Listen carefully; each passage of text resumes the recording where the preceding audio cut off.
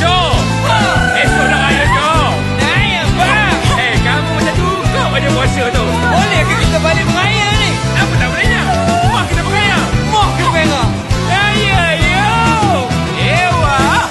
Ada dah umum esok harinya, selesai sebulan berpuasa.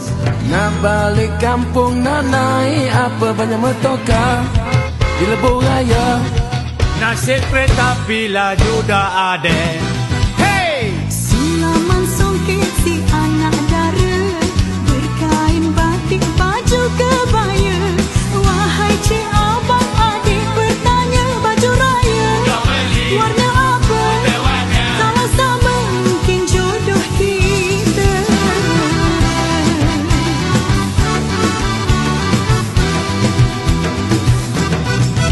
Takbir bergema terasa sayu dalam perjalanan pulangku.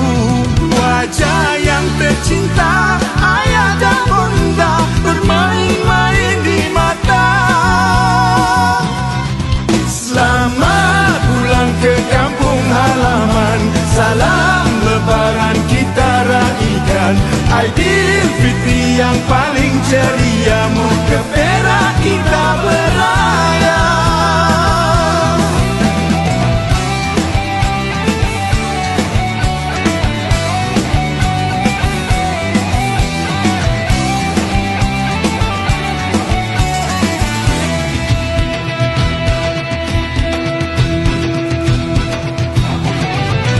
Takbir bergema terasa sayu dalam perjalanan pulangku.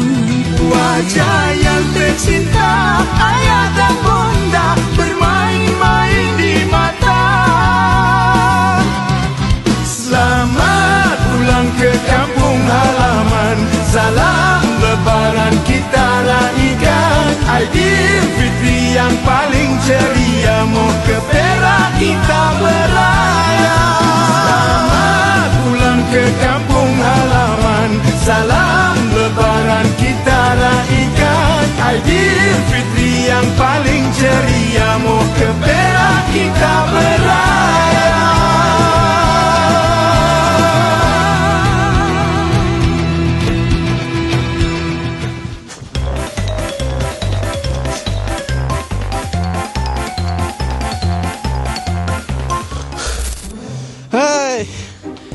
Hei, jenuhlah teman berambat hari ni. Sampai hatilah kau tinggalkan teman. Teman pun nak beraya juga, weh hoi.